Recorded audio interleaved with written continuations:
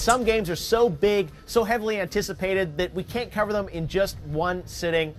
And now we're going to get to a game we saw yesterday. We got some new stuff now on Call of Duty Black Ops 2. Mark Lamia from Treyarch is back for day 2, Lamia. And I'm excited about this because you're going to show us Strike Force, which is a new mode in Black Ops 2. We're going to have a live playthrough here of it on Xbox 360. Let's get to that, but let's set it up. What is Strike Force? So Strike Force levels, this is the introduction of non-linearity in the campaign. You're going to get these strike options for these Strike Force levels when you're taking on your campaign. You'll have a choice of these levels. These are the proxy wars that are occurring in the year 2025. You and your Black Ops team, you'll have a choice of which one of these levels you want to go on. In this case, we've chosen Singapore. We're going into Singapore with this Black Ops level. Now, the thing about Strike Force levels is they are entirely new game design. Right now, what you've seen him just do, the player just do here, is he's gone into Overwatch mode. He's looking at it from a strategic vantage point. And he's setting up his markers here. He wants his squad to go here. He can see in red there, you can see the enemy, and you can see what's going on. He needs to secure these 3 positions. So he's getting a lay of the land, he's going to set it up, and then at will, he can move into and play any one of these. Choice, right? So it's like you can play this level the way you want to play. It's a sandbox level. You can take over the objectives in whatever way you want, in any order that you want. And you can lose. And you can lose. Right? And you can lose. So so obviously in a Call of Duty game, you know, you need to win, right?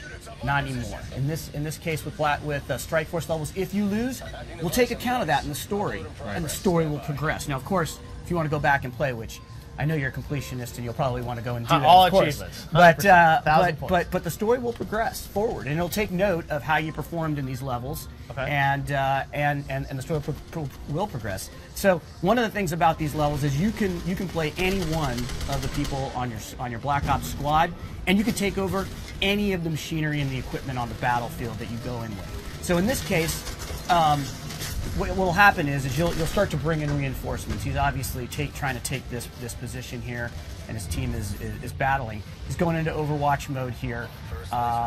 He's about to get some new units that are dropped in that he can take over and play with. Wow. Now these Strike Force missions, are they optional? Do you have to play them? How does it work? Yeah, so you will have to play them. However, you will have a choice about which one of these you want to play, and like I said, they will progress based on whether you succeed or fail. Some of them you may not experience, depending upon how you perform.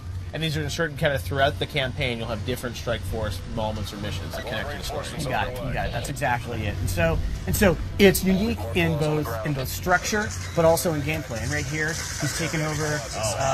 He's taken over one of the drones here, and he can either fire the rockets or he can fire his other heavy caliber weapons. He's rolling right now. This is a very powerful weapon. Clearly, he's driving, right?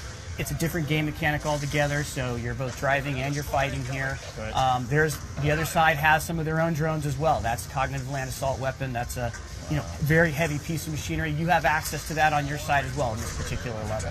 So it's amazing that you guys have all these levels that you've sort of inserted throughout the campaign. Now, this one is obviously set in Singapore, and you're going to have them kind of all around the world? They will be in, so without giving up the entire fiction, but there's going to be various areas, geographic locations in the world where these hotspots are occurring in this, like I said, in this year 2025. Right. And the head of JSOC is going to come to you and he's going to lay it all out. And he's going to say, this is what's going on, this is what's going on, this is what's going on.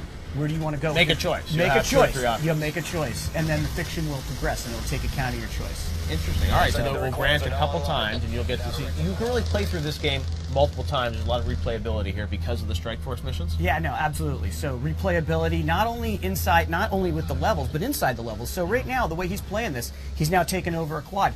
He's choosing to play this level in a particular way. So he's flying through this level with the quad, which is just a lot of fun. You can see that he's... So this quad gameplay, is that gameplay that we'll see in the single-player campaign as well, or are you reserving that for Strike Force? So there is quad gameplay in the campaign. What we've showed you is actually it being used as squad backup. Right. Okay. So it's different mechanic altogether. There's a quad right there. Right now you're flying it and you're fighting it. In the campaign in Los Angeles that we showed you guys yesterday, that's squad backup for you. So it's a different gameplay mechanic. So we're able to use the new technology of warfare in the year 2025 in completely different ways depending upon the context here.